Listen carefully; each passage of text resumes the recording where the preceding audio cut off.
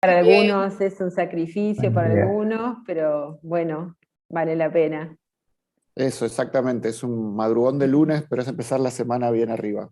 Ahí va. Vamos a esperar igual un par de minutitos Buenos días. para que seamos más. Ya estamos siendo alrededor de 20 personas. Muy buenos días para todos. Buenos días. Buenos días. Buen día.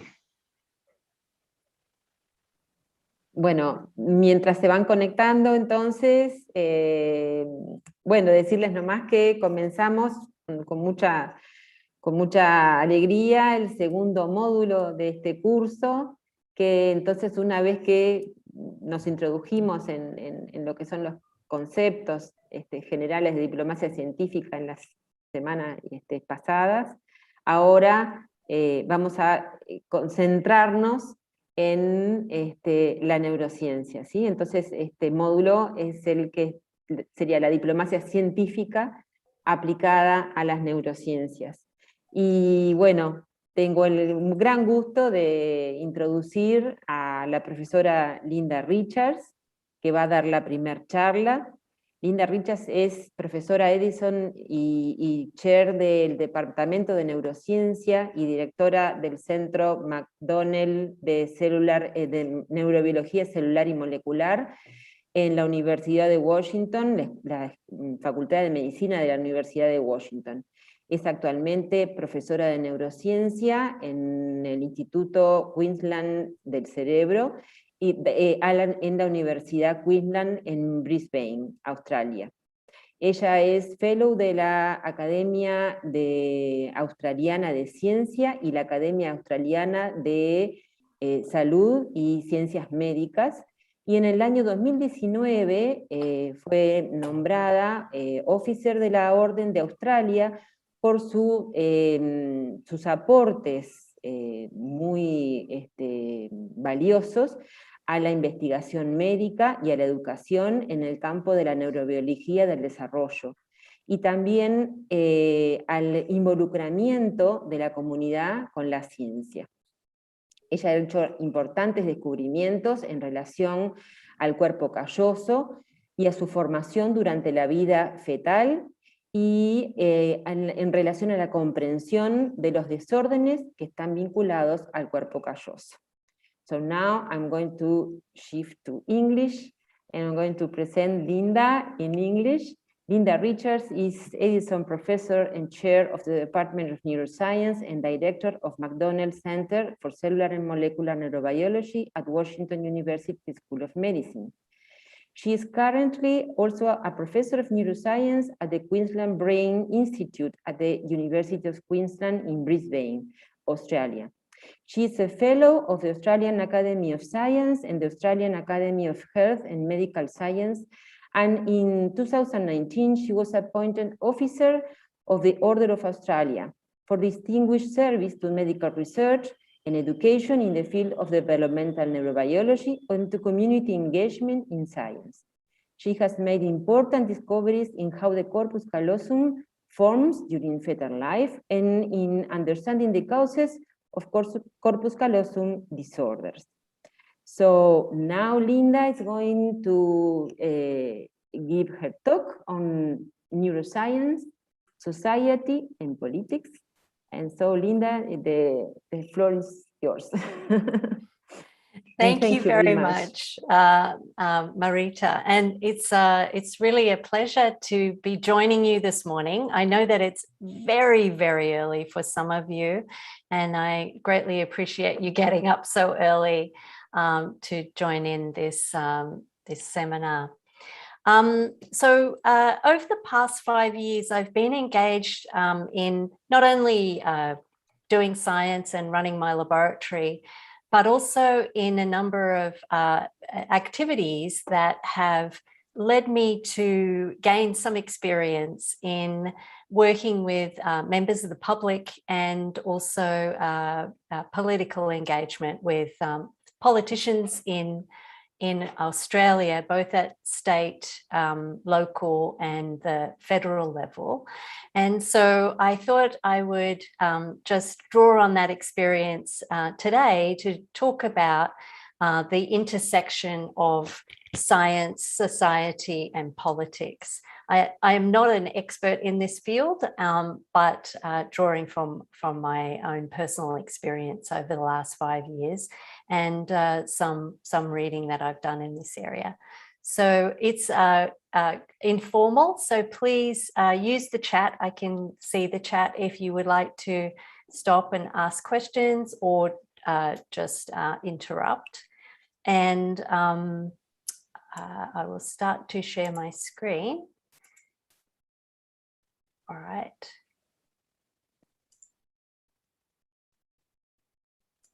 Can you see my screen? Perfect. Okay. Yeah, great. All right.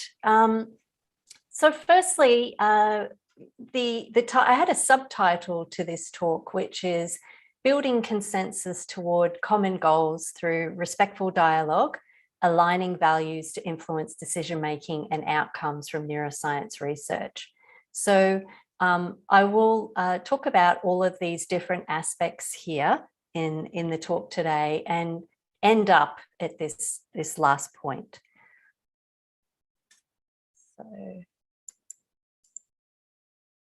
So what words, so maybe we could just, to get on the same page today, what words come to mind when you think of science? So if you think of the field of science, it could be neuroscience, could be any other area of science actually, what words do you think of when you think of science? And if you could put a few of those in the chat, that would be great.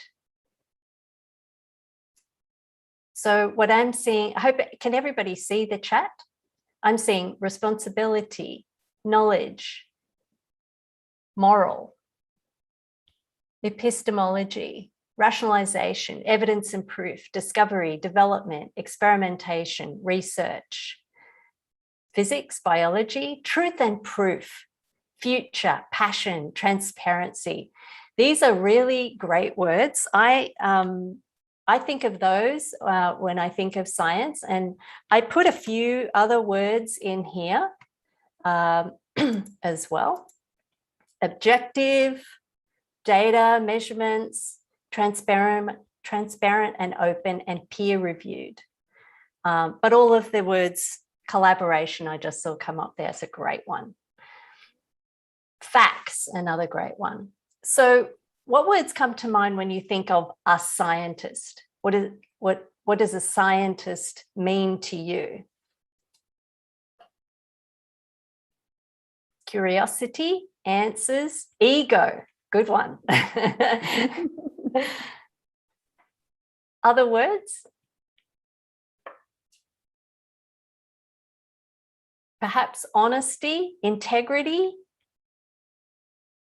human person, study. So here's a couple that I came up with. Objective, incorruptible, curious and driven.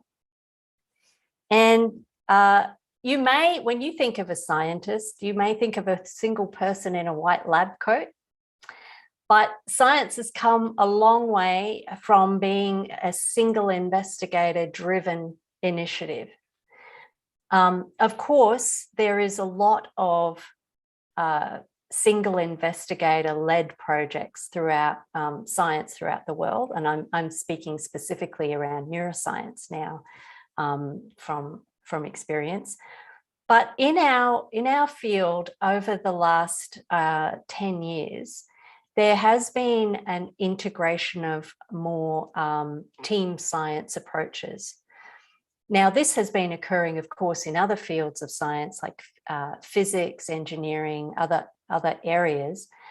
But in neuroscience, this has really started to occur over about the last 10 years with large-scale projects like the Human Connectome Project, big imaging projects like this, big genetics projects throughout the world, and more recently in the form of brain initiatives in different countries. So we can talk a bit more about brain initiatives later if you would like to learn more about brain initiatives in Australia or in other countries. So now let's think about politics. So that's science. What words come to mind when you think of politics? And you can use the chat.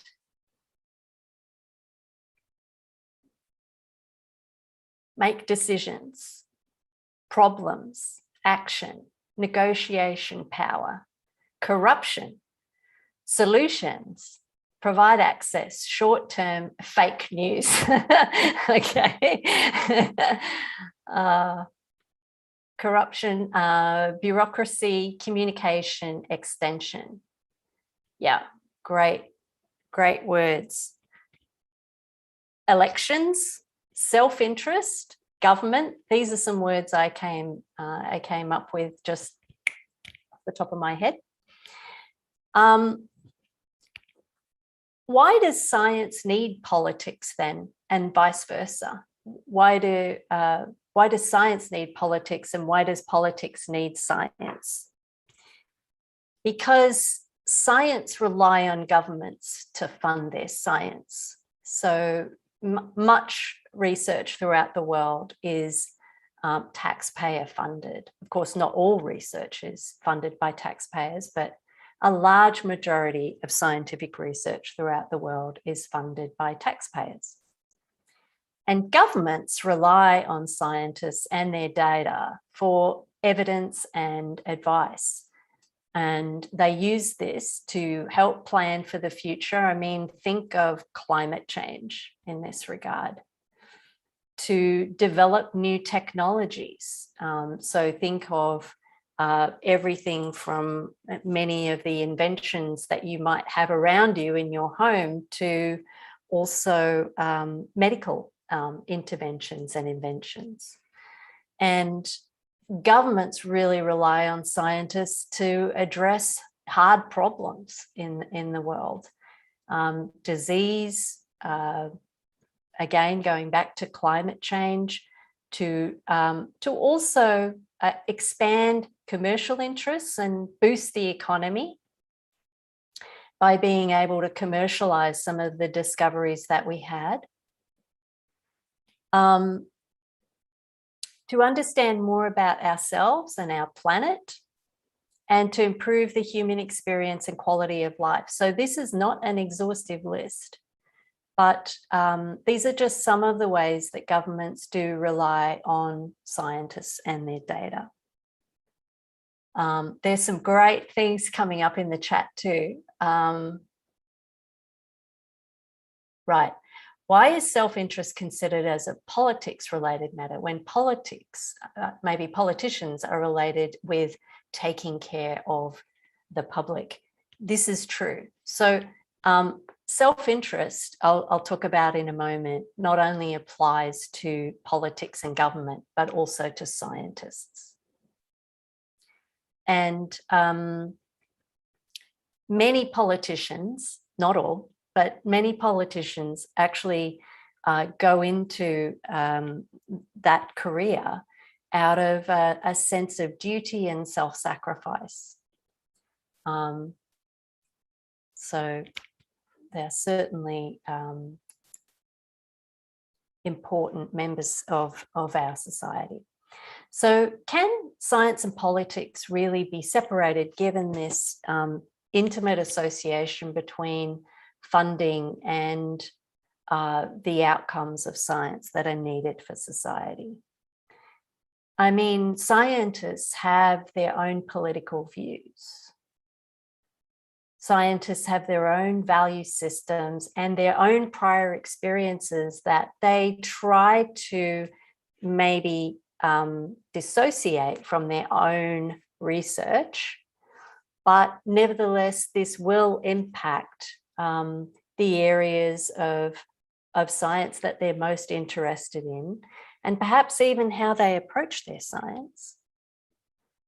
Governments have funding priorities. They have to choose areas that they need to fund: education, health, infrastructure, etc. So politicians have to balance the national interests as well as their own interests in order to be elected or re-elected. And so there is a balance of self-interest on each side. This scientists coming with their own prior experiences and their own drive to understand certain things. And so I see politics is about national self-interest, science is about global collective interest. Do I agree? I think that at one level that's true, but I think that politics is also about global collective interest. I think if you look at some of the, like the European Union is a very good example where at least there's a regional interest. And there are certainly in Australia is part of the Asia Pacific regional interest as well. But we also have many other alliances with other countries. So I think that politics is also very much about global collective interest and not entirely competition. Although the Olympic Games right now is pretty fantastic in terms of competition. Okay, so here we can maybe turn to the role of scientists as experts. And so when we think about this in terms of this interrelationship with politicians, the role of scientists as experts we think of as being credible, perhaps, reliable, providing unbiased knowledge based only on data and evidence. Do you think that that happens all the time and that that is sort of a guiding principle that all scientists have? Or do you think that there's a little bit of, it's a little fuzzy around the edges? Should be ethical or ethically grounded. Okay, from my experience, soft skills are good tools to communicate results and impacts. I would agree. I think soft skills are really important in terms of communication. All right, so given all of this, if scientists are incorruptible, they provide reliable, unbiased knowledge, should scientists attempt to influence political decisions? What do you think? No. First answer.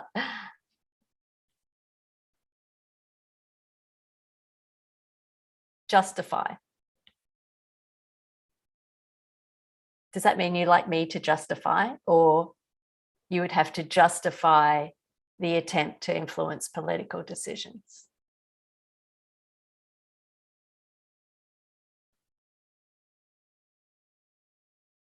Right, here's a good one. Politicians' lack of training and interest in science makes them not respond adequately.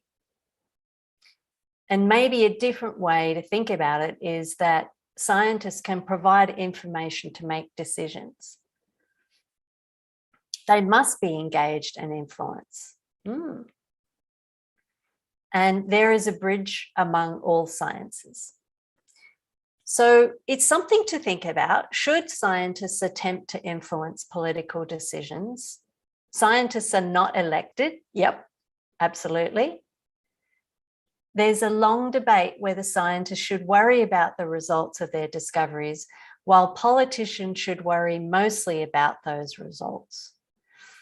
Yeah, now, I think that that's a really important point. Do you really think that scientists should not worry about let's say, I think you mean the implications of their discoveries, the implications of their discoveries on society. Do you think that they should play no role in that at all? All right, some other answers. No, in political decisions, but in public policy. Every science has its own method to enter into agreement. Scientists are human beings. Yep. If they care about those results, they shouldn't influence. I think that sometimes they should. Yes, they are involved. They have a supportive, crucial role. There should be greater rapprochement between both parties from the epistemic and communicational. They should be involved in the results. When a government threatens science, scientists must influence society and politics. Now that one, I would, Marisa, that one is very interesting. Does that mean that scientists are responsible for making sure that science keeps going? And what science should be conducted in the first place? Okay, so we'll come to this as a question. So hold that thought, Marga. If they are advisors, they should advise based on the facts they know. It might be even not ethical knowing something and not telling it. Yep. Very few scientists participate or are prepared to participate in politics. I would say that that's somewhat true. Need to follow the Oppenheimer example. Yes. All right, one more. Knowledge is obviously needed, but there are so many other aspects to take into consideration.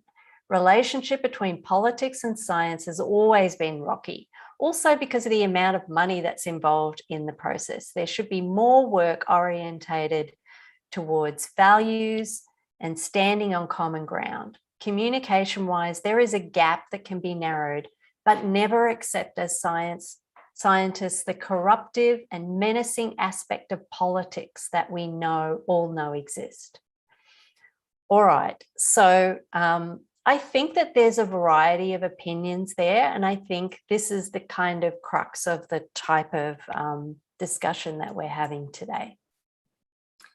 So I wanted to move on to this topic, which is around how science serves society. And some thoughts I had around this was that science can guide some aspects of the future of society. Science can improve the quality of life for our planet. Scientific outcomes need to be managed through good policy for the good of society.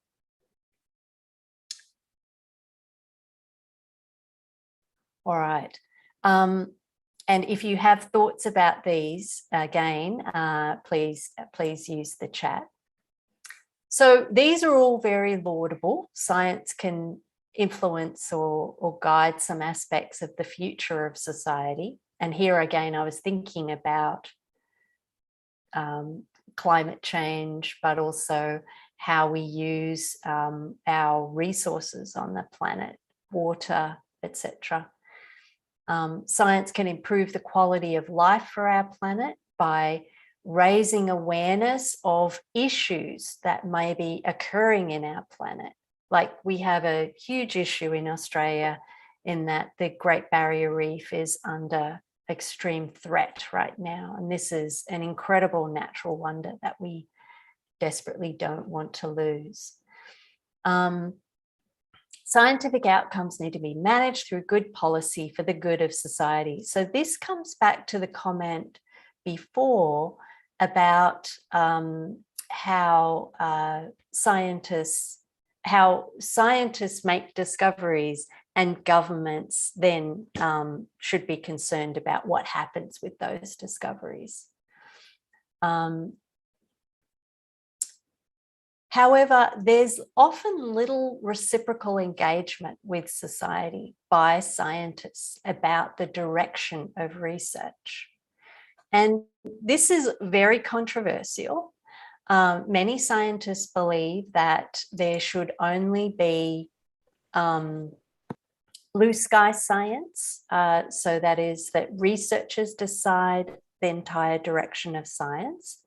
And that there is incredible privilege and power in that, in being a scientist that directs their own research.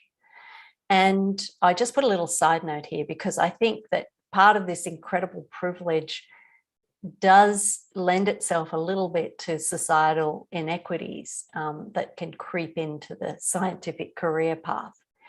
But this recognizing that being a scientist really is an incredible privilege, and when you can direct your own research, is important in not diminishing the importance of that as part of the scientific endeavor. Having that creativity of thought and being able to follow your own passions is important to the creative process of science. But it is an incredible privilege that doesn't occur in many other professions. All right, let me just check if anything's coming through the chat.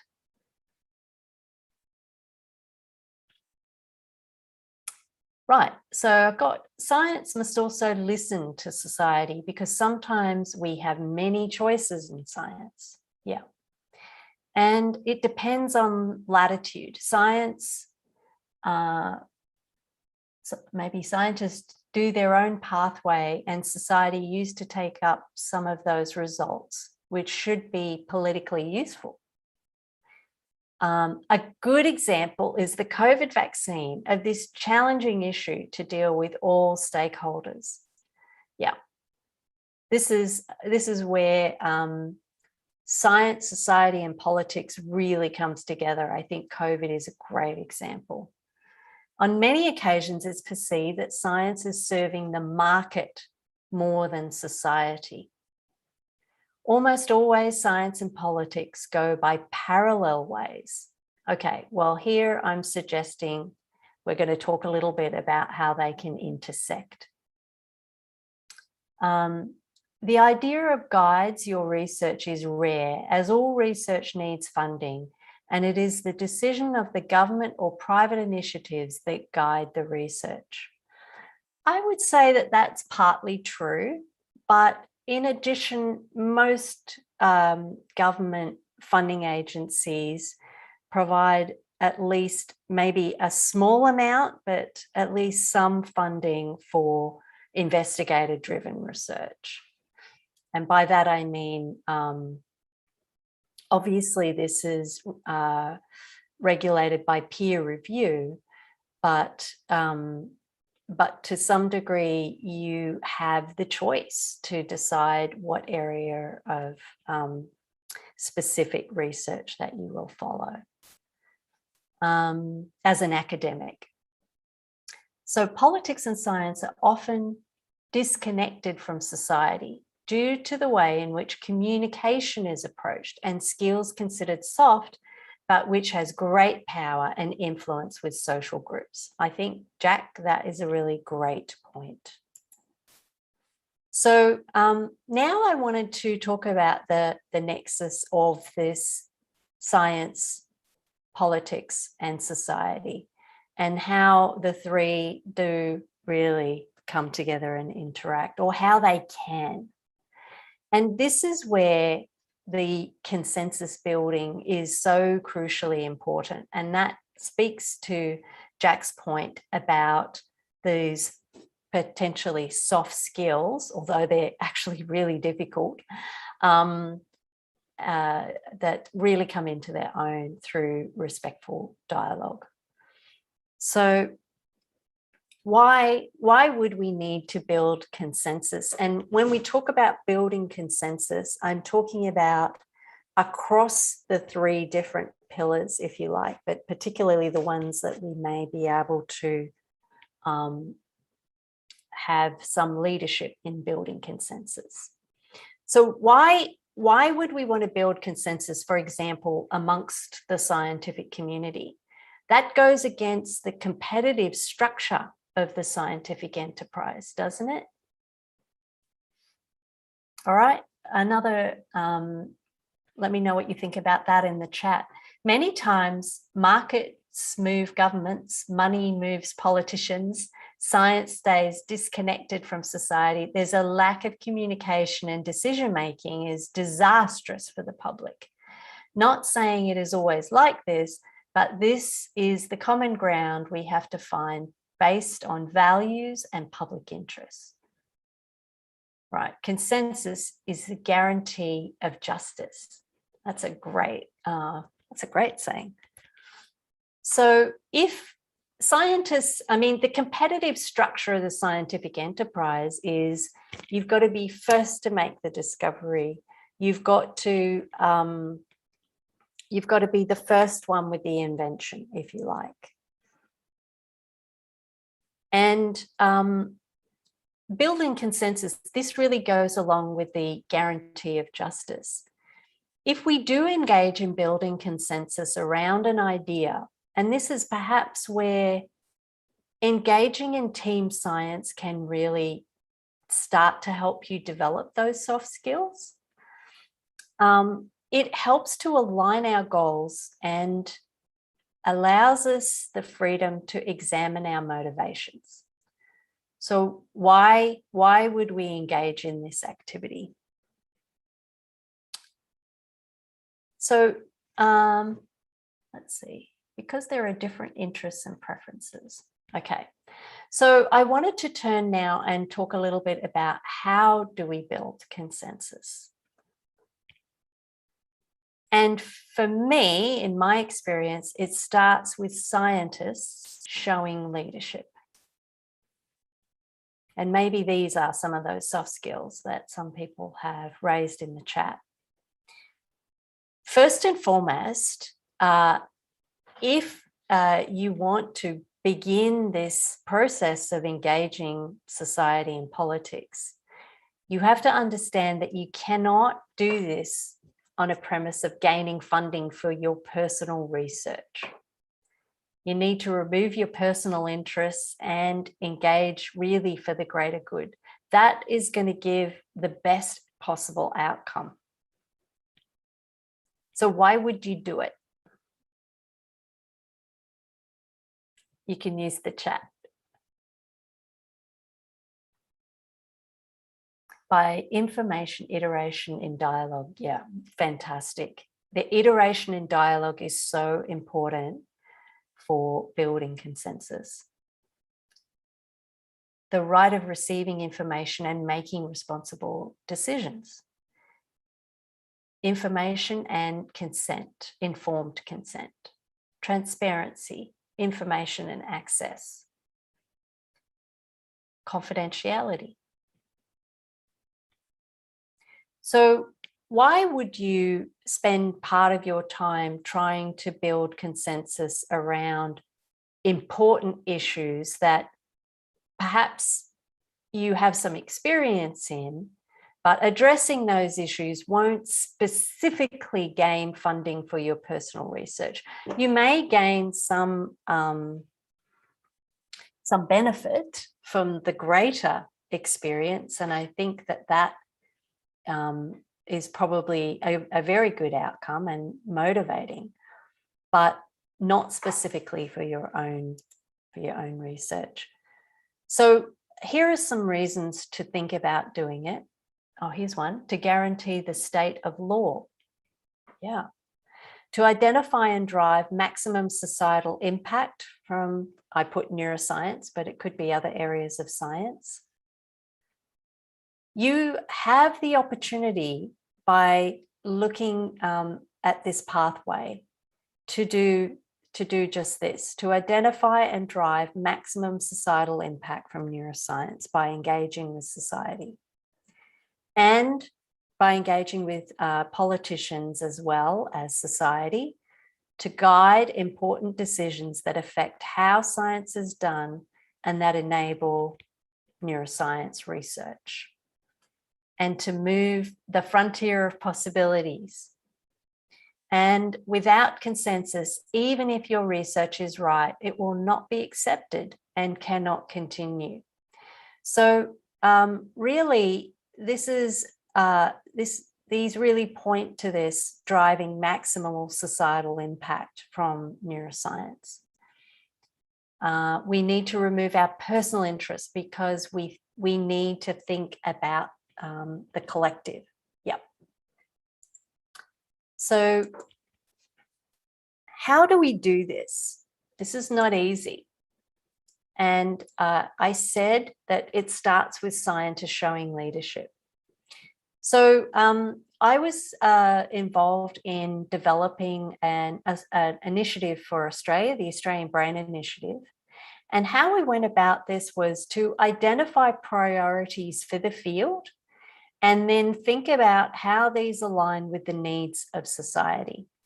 This is the ideal. If you can bring these into alignment, this is really ideal. We needed to establish fora for respectful dialogue to identify different priority areas in neuroscience. And compromises certainly we needed to make a lot of compromises between different subspecialty interest groups. We needed to develop a strategic vision and obtain feedback and consensus from the wider neuroscience community as we develop the strategic vision.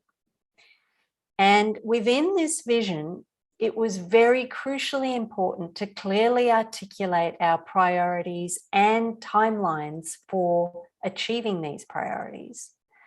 And what I learned was that it's very important to limit the priorities so that they're specific and achievable. And this is where this iterative dialogue of bringing people together and thinking about what the real priorities are, coming from a basis of not particular personal self-interest. In Latin America, neurosciences are an example of the lack of interest of politicians in fundamental issues related to science because they do not benefit their immediate economic benefit. Right, so I think there's ways that we can try to begin to address this. So you can think about what, if they're thinking about their immediate economic benefit, perhaps there are smaller things that can lead to an alignment of those needs. And begin by testing your ideas with the group that you're interested in engaging with. Could be a particular part of society or perhaps with politicians. And begin testing the ideas and ensure that they align with societal needs and goals. So how can you test your ideas in society to build alignment? Use the platform of being an expert while listening to the needs of the community. And can your needs align to solve a problem or address a priority in society? I think if we ask this question, and I think that you can have a very broad outlook on this. So sometimes it will be very specific, but sometimes it might be broader. You can approach even very basic science in this way by being able to articulate it and communicate it in a way that will help the group in society that you are wanting to engage with to understand its importance. And develop ways of engaging that provide members of the community with a mechanism to surface their opinions.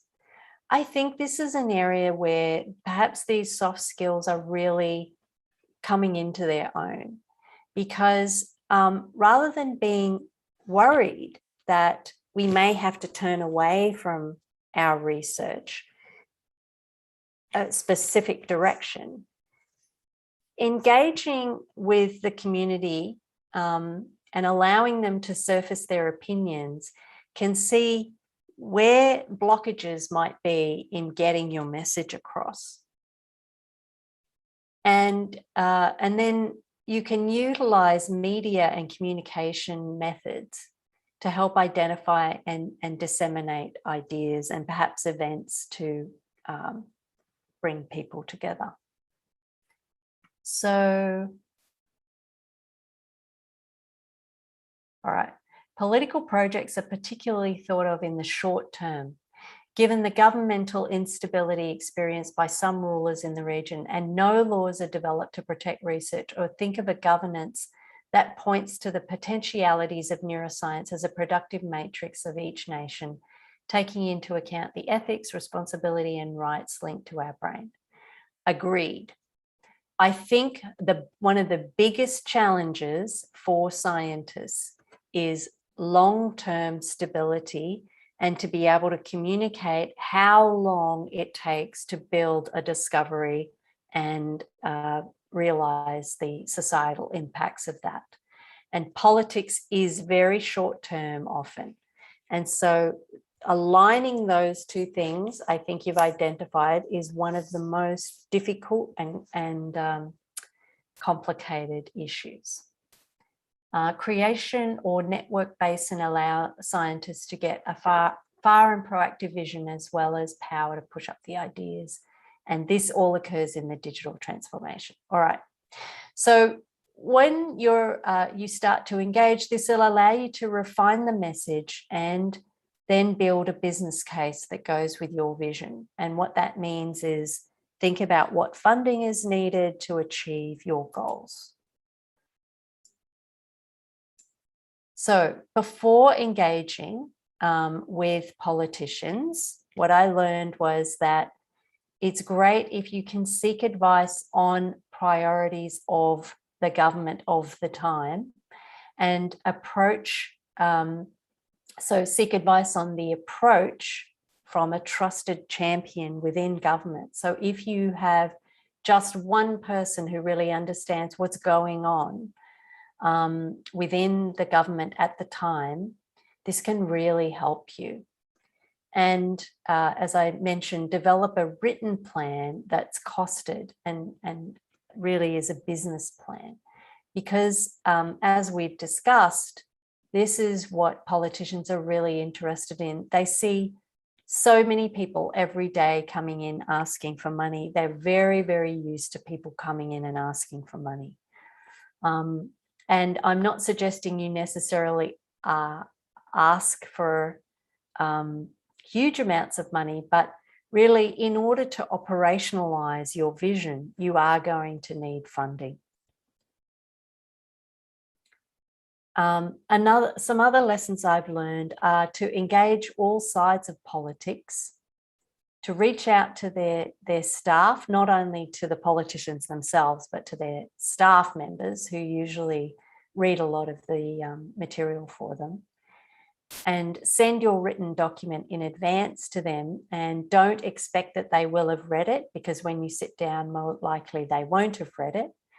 And set up meetings with people of influence, but as many people in government as possible, and understand a little bit about how the government's operating, when budget decisions will be made, and choose the best time to engage. And if you have a champion within government, this will really help you. And then decide who will represent your group of neuroscientists, if this is the case you want to make. And ask yourself, can you partner with another group? Because you are so much stronger if you partner with another group that politicians are very interested in, such as an appropriate industry partner or patient support group or something like that. And then at the meeting with the politician, it's very important that you know who you're talking to and do your homework around that person. They all come to politics with their own background and experience. And keep the delegation small. 2 to 3 people who are highly credible is a much, much more effective meeting than having 10 people turn up with you to meet with the politician. And you need to explain who you represent. So if you've built this consensus in the field, it's very important to express to them that you have built this consensus and that you're coming to them not just out of your own self-interest. And keep the message very clear and simple, and have a clear ask, which is your business case. And politicians are highly experienced in engaging with interest groups, so they really, they will make you feel good and you need to make sure that you keep focused. So why should they fund your proposal over something else is going to be the question that they're asking in their mind. So you put forward a great case. Why should they fund that over funding education initiatives or the new road or the hospital up the street? And then really at the meeting, you should decide on some follow-up with them and try to pin them down on how things will progress. So just finally, you've engaged the scientists, you've engaged the politicians, you've made sure that this is aligned well with society. If these things are in alignment, then society will put pressure on government to ensure that what you perceive to be important will perhaps occur. So say you've been successful, what's next? It's really important once you enact the vision to provide updates and feedback to all stakeholders. This is a constant process and doesn't stop even once you might have received some money for your great idea. You need to ask, are we delivering that idea? And it requires constant engagement and refinement. And approach it as this continual partnership, both with the stakeholders in the community, but also in government. And then this will help to ensure that all parties remain engaged and renew relationships.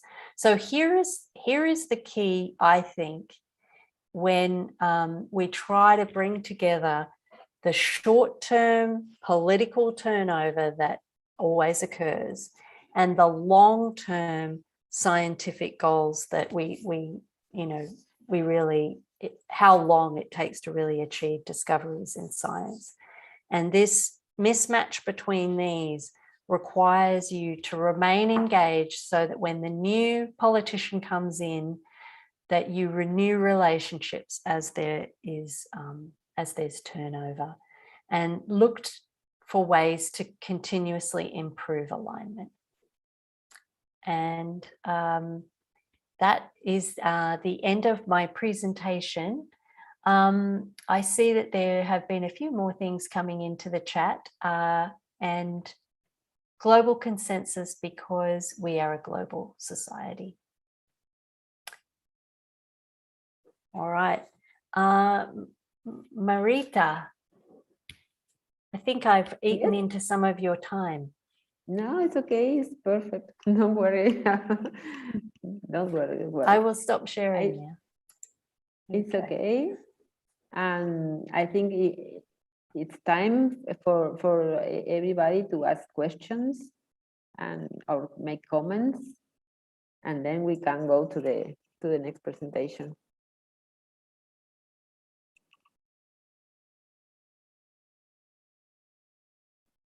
I see a lot of really, really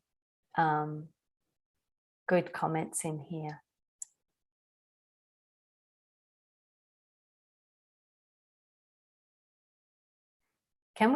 I see Marisa has commented about Australia in the field of ethics regulations? Can we think that there is a race for ethical guidelines and that this is not always entirely for ethical reasons as it should? Yeah, I think so. I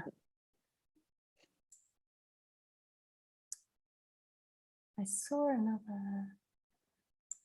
Juan, the vast majority of scientists do not have the power or influence to impact society. They just work on their compartmentalized investigations, whereas politicians can assume leadership in society in many ways, sometimes unpleasant ones, agreed. So if you put together scientists and their individual research is when the influence on society begins to exert pressure through common sense on fundamental issues like climate change, for example. Indeed. I think, though, it's important, the pressure, there's not enough scientists in the world to exert enough pressure on politicians. The pressure really comes from the people that are going to elect them, from society. So that's why if you really want to engage politicians, you have to engage society as well. And you have to look at how you can align with society. And surprisingly, my experience, members of the public are very supportive of science, even the most basic blue sky science. Far more supportive than they are even in areas that you would think would be easy to get public support, like the arts. So it's important, I think, to not be afraid that, you know, engaging with society is somehow going to diminish what we can do as scientists.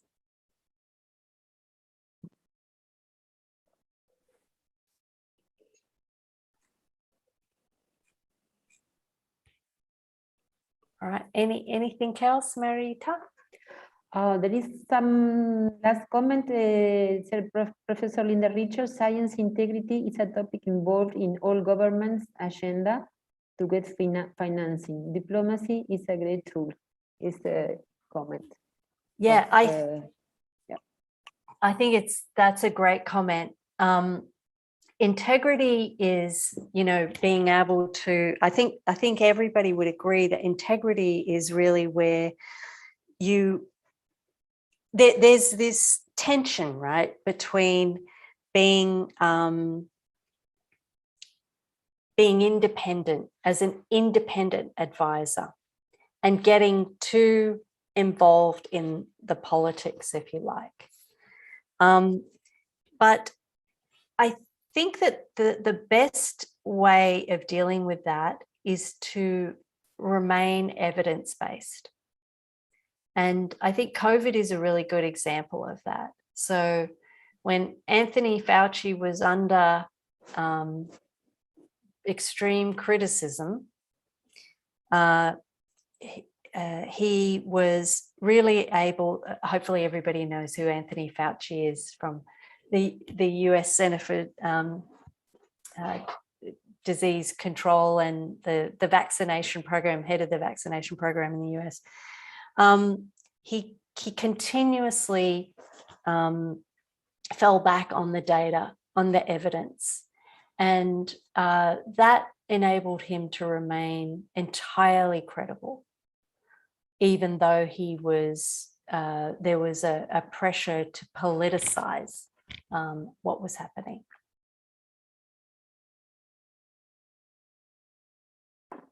Yes, sometimes the problem is with the interpretation of the evidence and how this information is presented.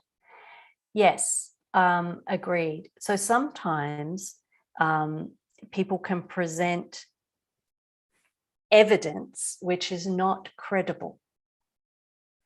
And it's up to scientists to demonstrate that that is not credible.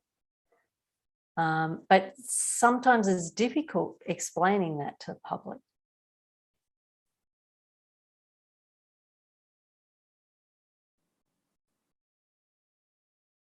Yeah. Okay, there must be a relearning of politicians so that they understand the importance of neuroscience as a factor of change and transformation of each country without forgetting the ethics, responsibility, and morals that involve something as essential as our brain. Yep. Yeah. Okay, what do you think of internet connections through nanobots in the brain and their impact on public policies? Okay, I am not sure what you mean by nanobots in the brain.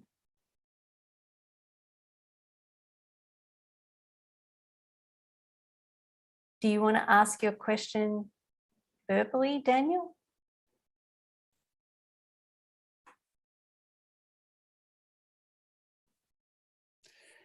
Daniel, ¿quieres hacer la pregunta en vivo?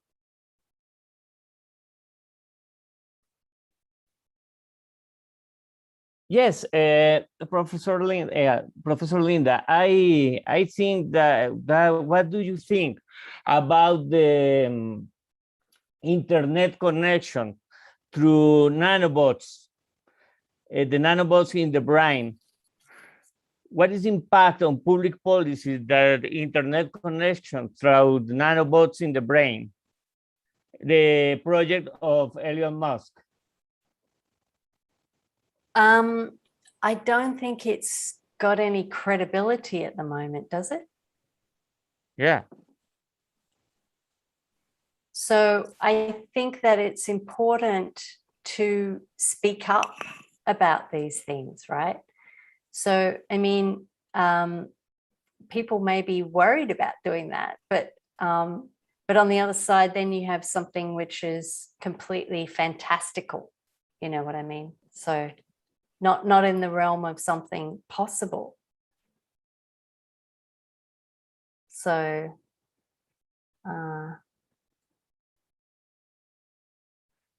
yes. Okay, so Juan is talking about science diplomacy globally and how there are different, there's not enough momentum in the American society to sustain that in the future. Yeah, so look, I think that science suffers from politics sometimes through that regard. Scientists, in my experience, scientists love to collaborate and love to collaborate across different countries. And it gets very difficult to be able to collaborate when politics gets too involved. And so, for example, we've had a situation in Australia with other countries. In Australia has just brought in new regulations around foreign influence in our society. So that there are new laws that limit certain types of interactions, some of which are between scientists in different countries that may be being utilized by governments to influence politics in Australia, if that makes sense. So yeah, it's difficult.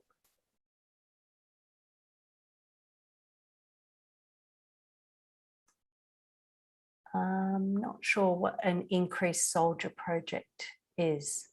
I mean, increase army? This is Marisa. Yes, I think it's that. It's the idea of having strong soldiers or something like that. I think that's not part of the science thing, is it, that we're discussing?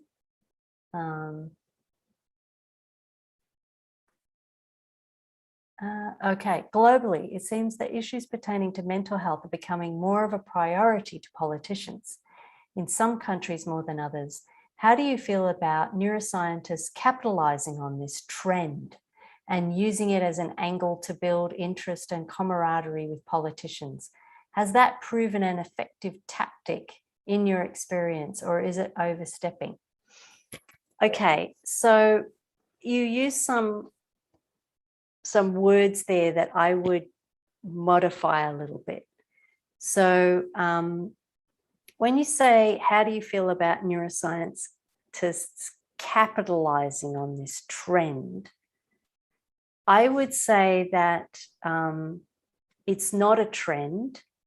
I would say that mental health issues are becoming more recognized because, world events such as COVID, such as wars and people having to leave their countries as refugees has meant that globally mental health issues have really actually increased.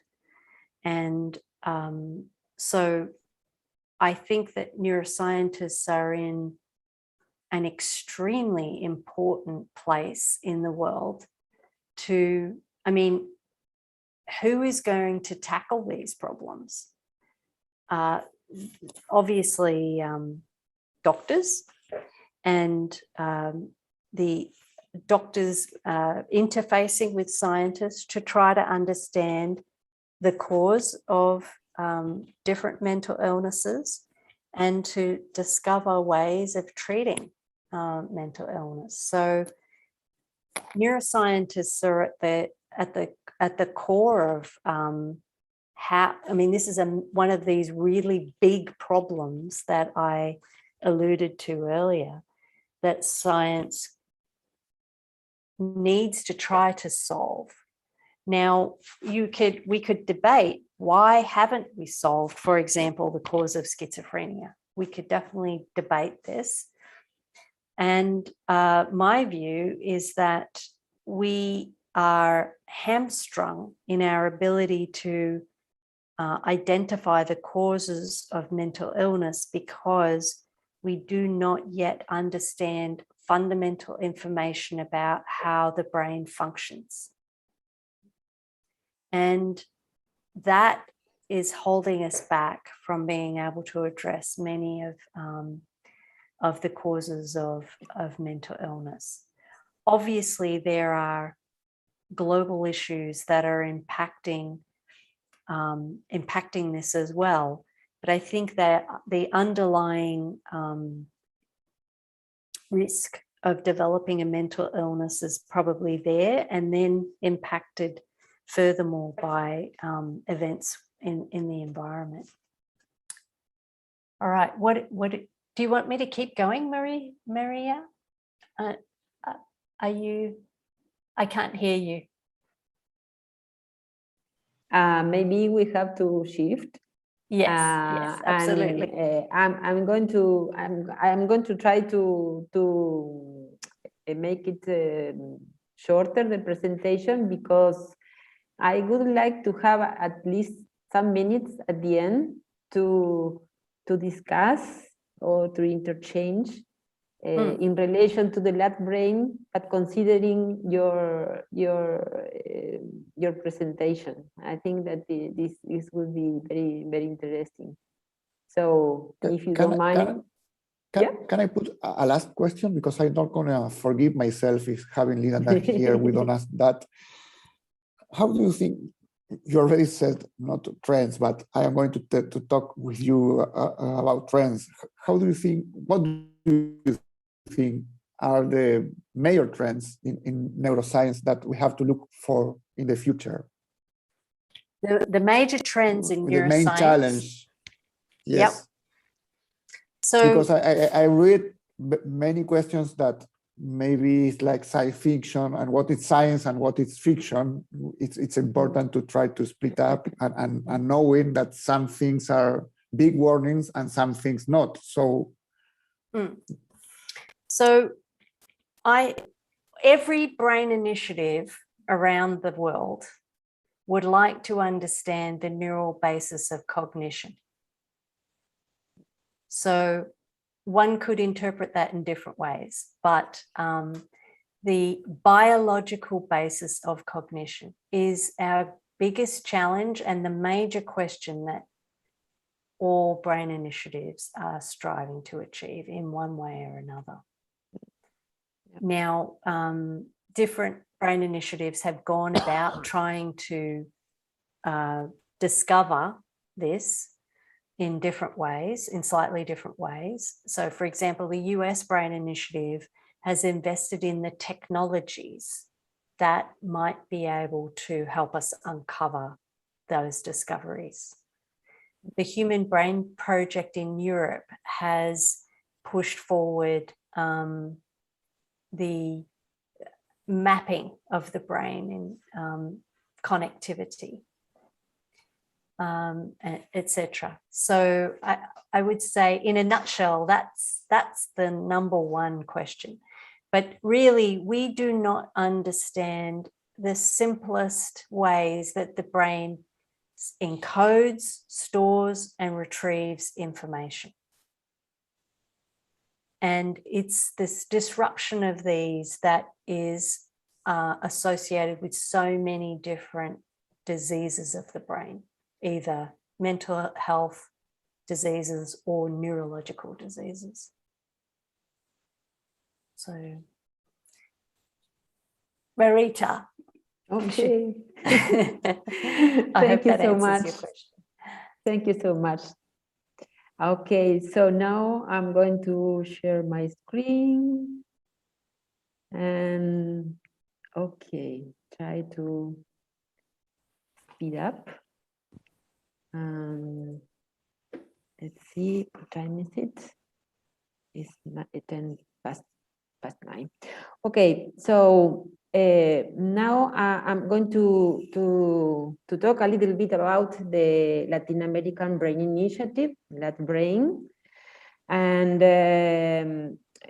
mainly from the science diplomacy point of view, if I can. I mean, I will try to, because I am also a learner in this field, and so this is a kind of difficulty, but I think that I will manage to. So I propose a title at this Latin American Brain Initiative, a case study, and emergent and first steps towards a first continental Global South Brain Initiative. And so, which is the main name that we can think about when we speak about neuroscience and brain initiatives? And this made me think about some thoughts of Edgar Morin, when he says that the need arises for a science with consciousness. The time has come to become aware of the complexity of all reality, physical, biological, human, social, political, and of the reality of complexity on the other way around. And then Edgar also proposed that we need a principle of knowledge that not only respects, but also reveals the mysteries of things. And this is the key concept that we come to think about when we think about neuroscience and about the brain, because as Linda has told you just some minutes ago, we still don't know much about it, even though we have been thinking and studying about the brain and how it is organized and functions since Egypt culture. So at least Egypt culture. So which is the mystery that we want to reveal is the mystery of the brain that is composed of 86 billion neurons connected by about 1,000 trillion synapses that are the contacts between neurons where they share information between them. And as Bassett and Gazzaniga says, the brain is a complex, temporary, and spatial multi-scale structure that gives rise to elaborate molecular, cellular, and neuronal phenomena that together form the physical and biological basis of cognition. And this jump from one level of complexity to the other, from the network of neurons working together to the cognitive activity that emerges from this circuit is the one of the things that has to be still revealed. This one of the mysteries that the brain still has. And so at some point, neuroscientists realize that you cannot do this just by your own, and we have to collaborate in this. And one of the first steps in this direction that I found in the literature is what's called the United States Human Brain Project in the 80s. But there are a lot of other brain projects that have been created and are being created right now, and involving several countries all over the world. And in fact, the SHE group has made also an advice related to the importance of investing in brain science, because of is considered the human brain our most precious resource. And so if you see the map of brain initiatives, you realize that most of them, except Australia, are in the north or in the northern part of the world.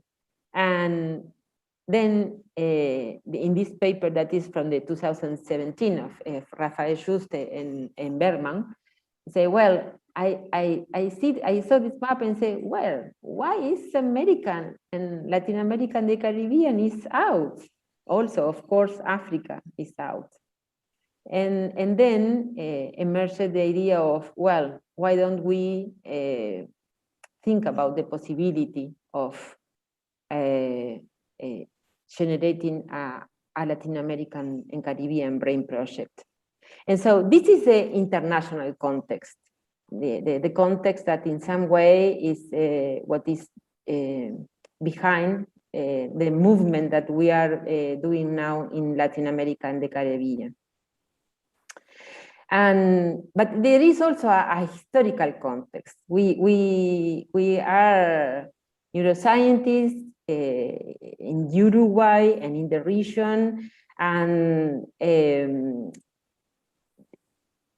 this has to do with the historical relevance of neuroscience in Uruguay, but also, I'm speaking about Uruguay because I am Uruguayan, but it's also in other countries of Latin America, in Argentina, in Chile, in Mexico. There is a quite long-standing tradition in neuroscience that, in fact, there is we can think about a Cajal Uruguayan school, because there were many Uruguayans in working with Santiago Ramón y Cajal at the end of the 19th century, and also at the beginning of the 20th century with the school teacher and neurobiologist Clemente Estable.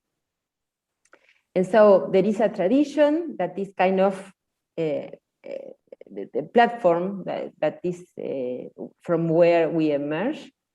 And so this is our historical context. And also that was after this initial neurohistology, there was also a neurophysiology group, very important groups that emerged at the beginning of the 20th century. And but if we come to recent time, there was also a local context in the development of science diplomacy. And in 2015, as some days ago Marga and Guillermo mentioned, there was a course on science diplomacy in UNESCO Montevideo. And this in some way motivated the work of some of the members of the Uruguayan Society of Neuroscience, trying to make this new field that were new for us happen in Uruguay in relation to neuroscience. And so we soon, in 2016, organized the first Parliament Day of Neuroscience. And as you will see here in the program, you will see some names like Carlos Belmonte, that was former president of IBRO. You will see Marga Gual-Soler, that is organizing this course, as well as Álvaro Fernández, that is one of the speakers of this week. And also, we did another step that was to make a workshop on neuroscience that has as a target population decision makers, diplomats, and journalists. And this was in the framework of the first SILAC event in Latin America, the first SILAC event in Latin America.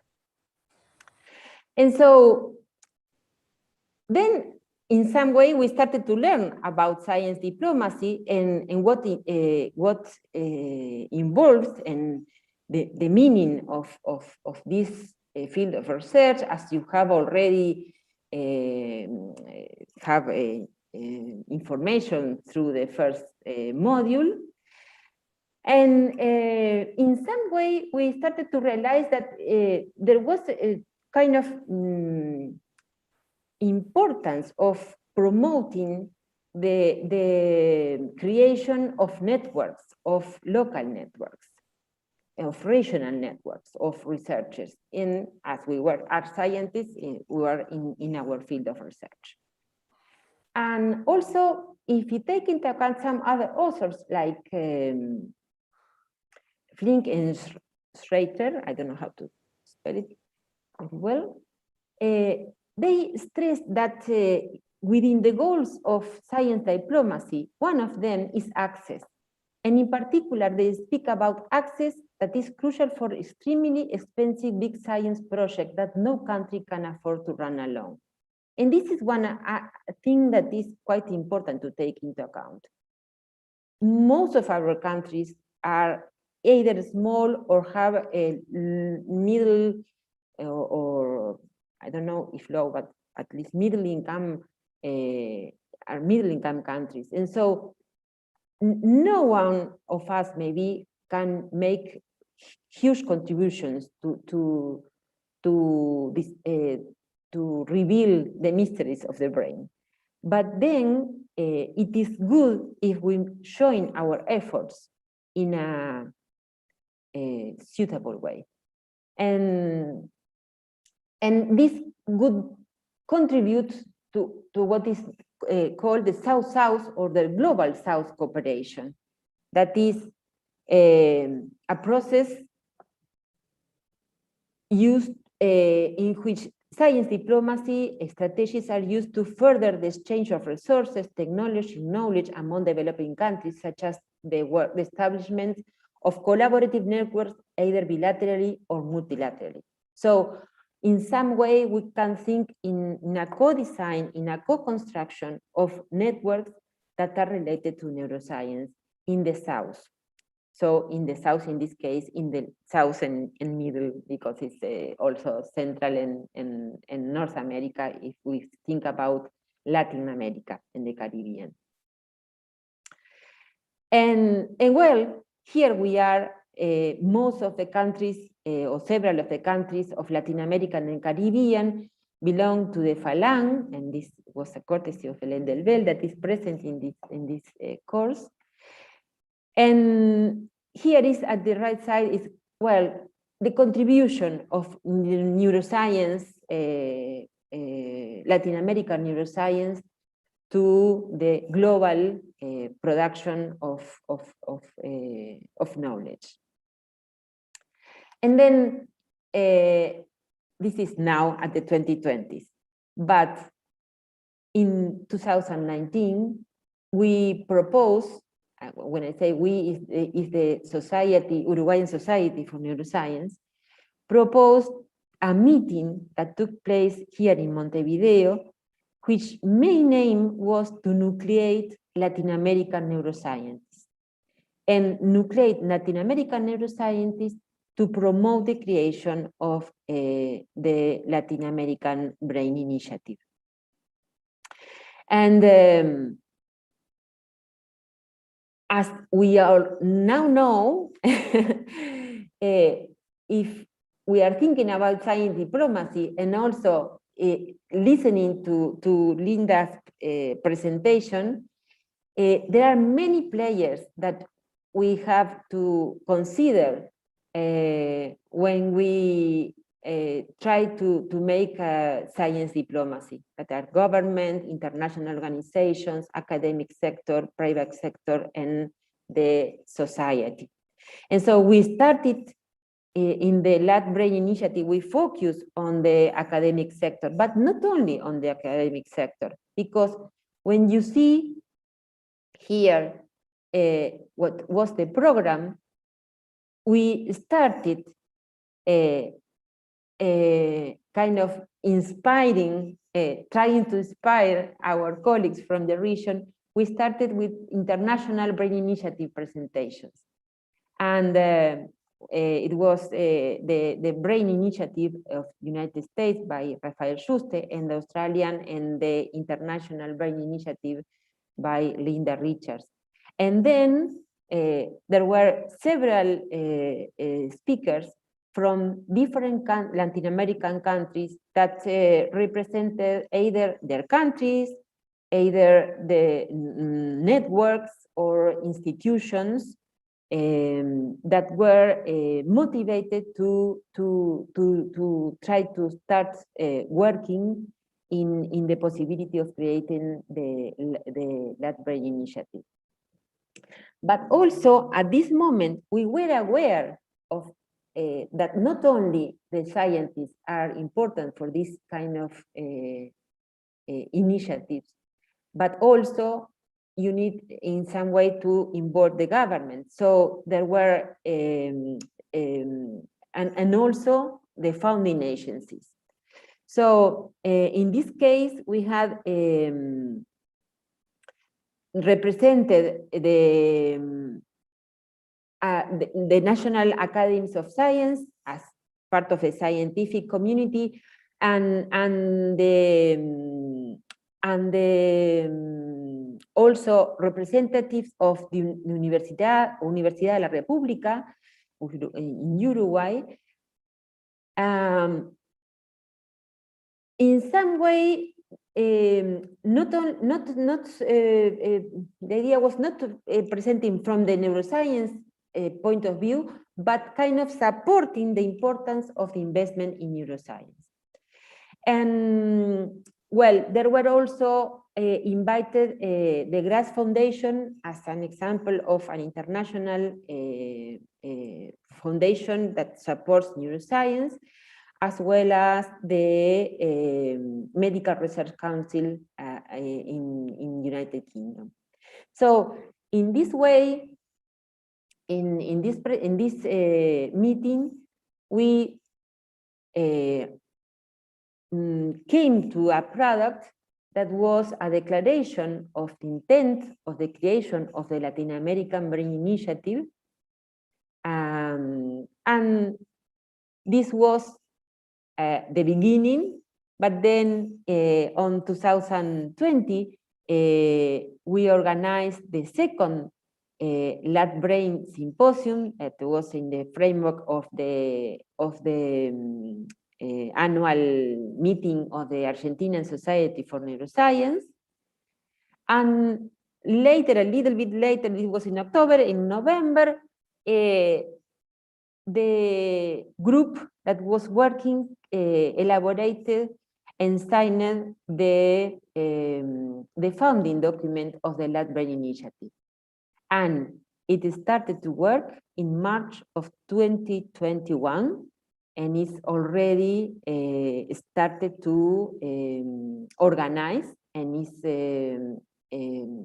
already active, the strategic planning steering committee that has already met 3 or 4 times.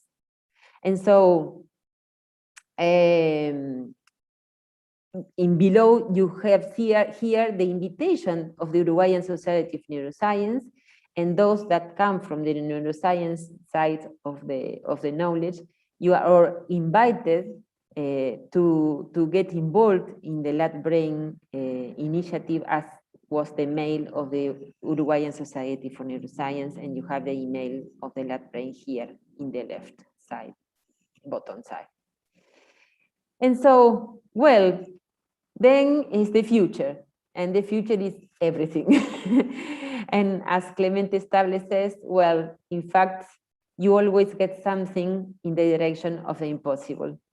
And there's a lot of things to do, and we are going in this way. So that's all.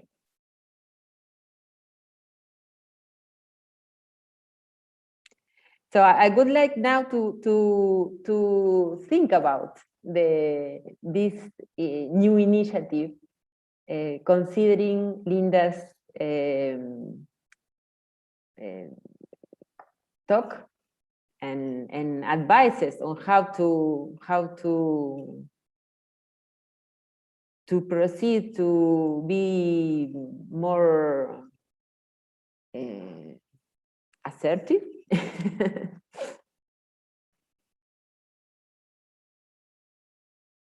So it's time for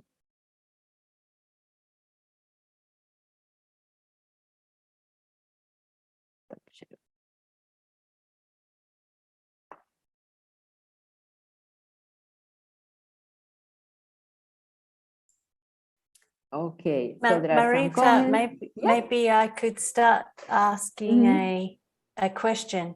Okay.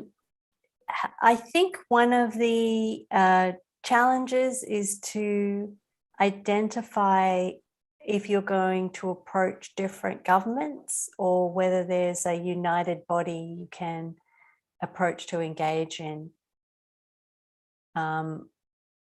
Is it going to be a collective of brain initiatives that come together, one in each country, or is it an overall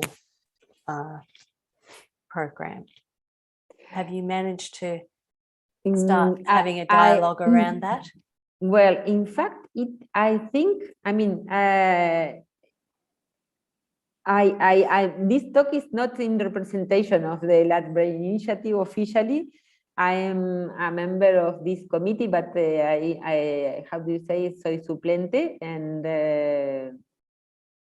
from Uruguay, each country has its a representative and a second, and only the first person is involved in the meeting. So I have news through the documents that come from each meeting, and as far as I know, there isn't still a decision on how it's going to be organized. I mean, if it is going to be organized in several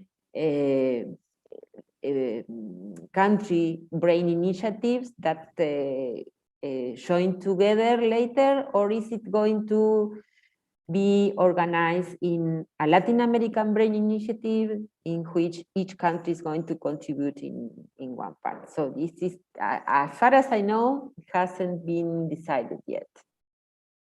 Maybe this is one very key point, because it makes a great difference if we work as a whole, and or if we work as a network.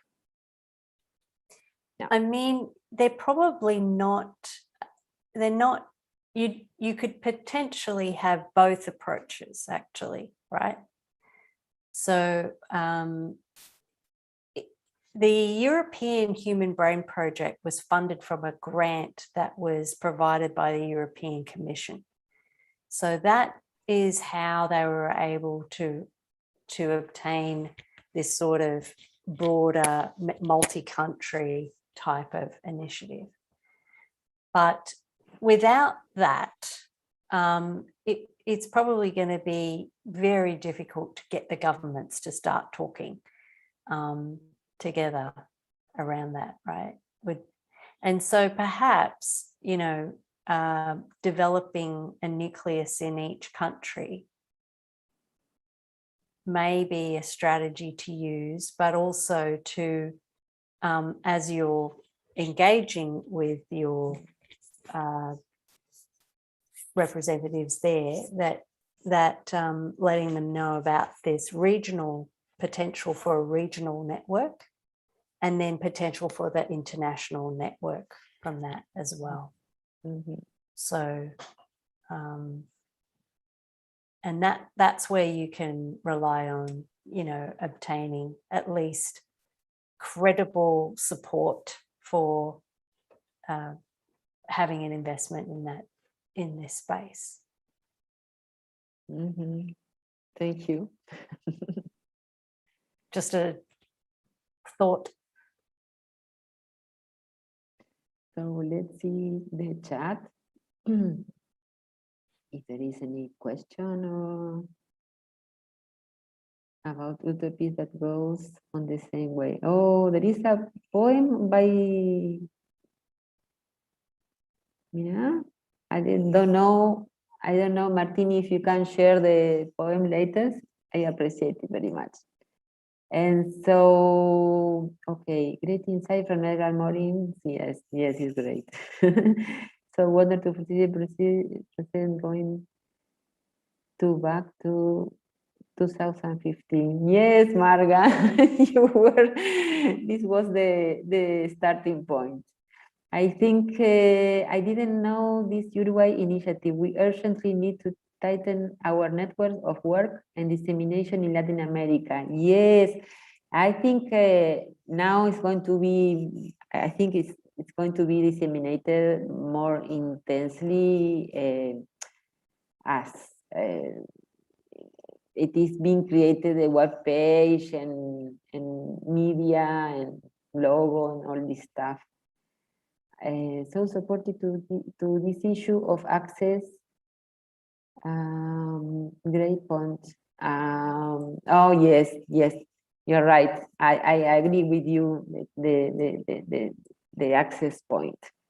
Do not forget private actors. Yes. Oh yes. You know, I forgotten about that. In the LATBrain meeting in Montevideo 2019. Also, there was not only an academy, there was also talks from the industry. There were, how to say, private companies. Private companies in machine learning and artificial intelligence participated also. Speaking about the tools that we have in Latin America related to data analysis and data sharing.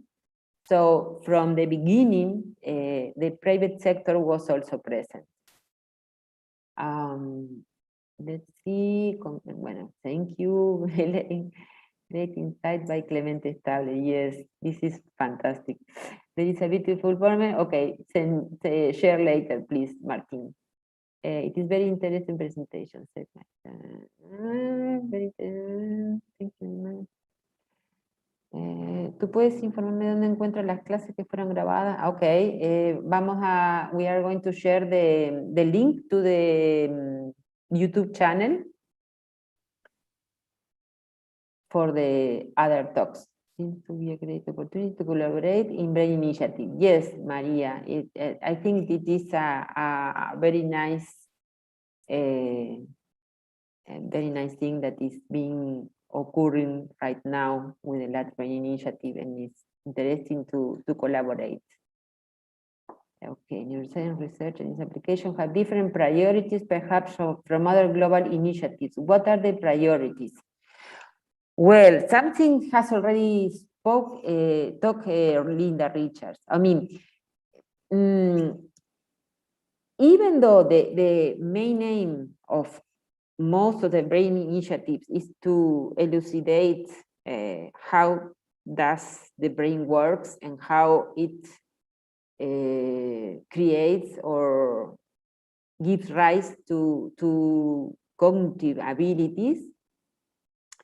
Each brain initiative concentrates in different aspects. And this has already been mentioned very clearly by Linda. But maybe something that I can add is that in spite of that, there is also kind of international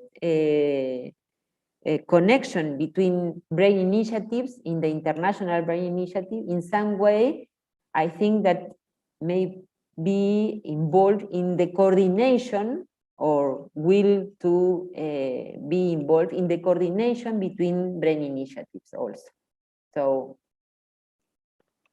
are you thinking some kind of regulation in the field of clinical research since DII and the sale of neurodevices by private neuroscience companies has been spreading? Neuroscience research and its application have different priorities, perhaps from other. Are you thinking of some kind of regulation in the field of clinical research since DII and sale of neurodevices by private companies has been spreading? Well, in Uruguay, there is nothing about regulations except, okay, I don't know exactly. In fact, there are regulations of the Ministry of Health, but I'm not sure if there aren't any regulation related to neural devices. But maybe this is one of these points that the neuroscience community may help the politicians to think about and to consider technical aspects that maybe are more well known by neuroscientists. But anyway, the Ministry of Health in Uruguay is a neurologist, so it's quite related to the topic. Thank you very much. Thank you for both. Marita, yeah? Could we address Martin's point about justice, law, and neurosciences?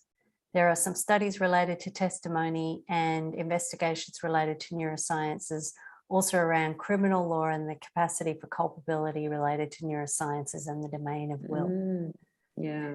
So it's worthwhile knowing that every one of the brain initiatives has a part of a focus on neuroethics, which is related not so much to ethical compliance, but the ethical implications, the societal impact of scientific discoveries. And there was a little bit in the chat earlier about how, where I posed the question about, should scientists be engaged in discussing the outcomes, the potential outcomes and impacts on society of their discoveries. And my personal view is that scientists are in the best place to do that, to help guide the discussion around the potential implications, together with experts in policy development and law and ethics. Needs to be a communal dialogue around that.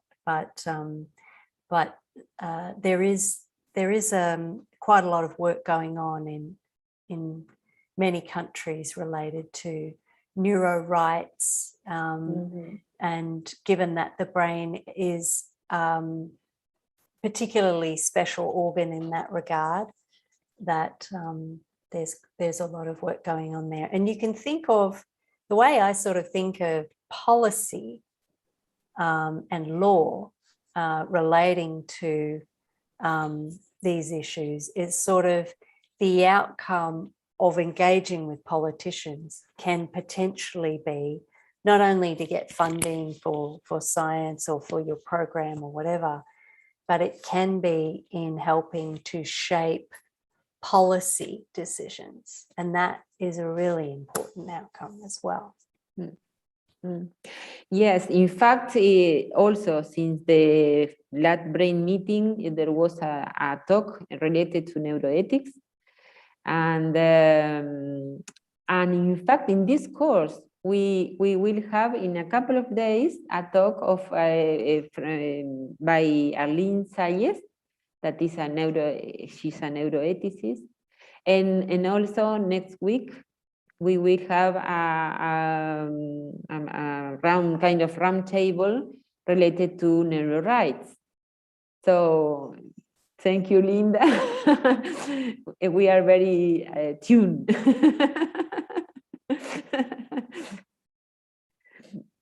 Okay. Yeah, Chile is in the front of the neuro rights movement. In fact, they are, how do you say, in incorporating neuro rights in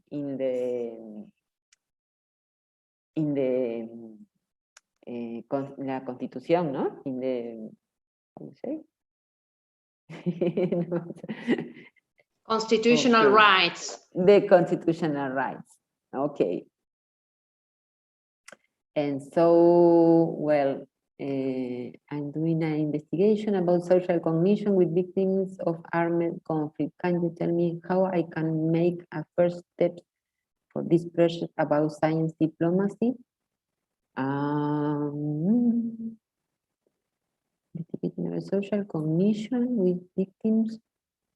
Make a first step for this project about science diplomacy. Well, in fact, I mean, the first step is related to society, is to increase awareness about the cognitive impacts of the war, of conflicts. This is maybe the first thing, and if you think in armed conflicts, there is adults, but there are also kids, and they suffer from stress, early life stress, and sometimes even because they are separated from their parents, and this may make effects on brain development lasting almost up to adulthood. So if you're working in this area, I think this would be one of the things I think would stress because of the impact on society from acting on kids, the violence and in armed conflicts. I don't know, Linda, if you have any other. I see that Maria has her hand up. Oh, sorry. Okay, Maria, speak, Hello. Please. Hello. Hello, Marita. Hello, Linda, everyone. Since you mentioned children, I was thinking about something. Where is Latin America standing in neuroeducation? Because we're talking about neuroscience and everything that's coming in the future, but what about the kids, the children, or even the adults that are working in this subject? Linda was talking about so many aspects that have to do with education in adults, actually. So where is Latin America standing out in this neuroeducation aspect? Do you mean science of learning? Science of learning and how we apply it, basically. Because, you know, we have also very different realities. Latin America is such a, you know, huge different cultures, and since we all talk Spanish, and this is something that we were talking about the other day, we all speak Spanish basically, but we're speaking different languages sometimes. So I wanted to know if there is any sort of initiative or something that is trying to, you know, make all these things come together.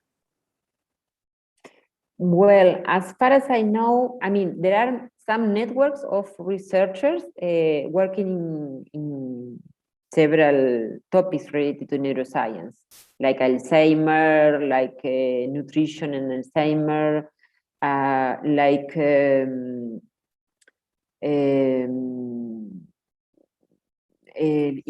now is being created a network to study the imagenology of autism in like a Latin American network on imagenology and electroencephalography in kids or in adults. There are related to education and neurobiological basis of education. There are groups in several countries. For example, in Uruguay, in the University of the Republic, there is a group in the School of Psychology. That is also an interdisciplinary group. But I don't know exactly in the region if there are other groups that are related to this one or not. I really don't know. Sorry. No, that's okay, because I know that there are groups, and I actually work with some of those groups, but there is kind of like no government, based No. long-term project or something like that. No. Yeah. There aren't Right. yet. Thank you. Yeah, yes. The idea is, or the wish is to promote. How do you say? A kind of a specific grant for neuroscience research. And I mean, the best would be if, as has already happened very recently with artificial intelligence, if we may convince the agencies that support research to make a regional call related to neuroscience. So now there is a regional call related to artificial intelligence. So it would be great if we manage to convince the network of national agencies that supports science and innovation to make a specific call for neuroscience. This would be great. Okay, thank you very much. Fingers But we crossed. have to work. We should work as suggested by Linda. Very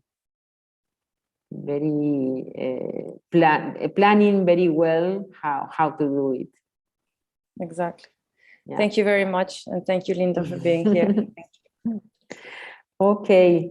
Well, if there are any more questions, we may finish today. And see you on Wednesday. And Linda, thank you so much for being with us. It was a pleasure to have this talk with you, and I hope that all the participants of the course got a lot of inspiration from your presentation. Thank you. Thank you very much for having me, and good morning, everybody. Thank you. And good luck with the rest of the course. Thanks. Thank you so much. Thank you so much. Bye-bye. All right. Bye. Bye-bye. Bye-bye. Have a nice night. Bedtime. Yes, bedtime.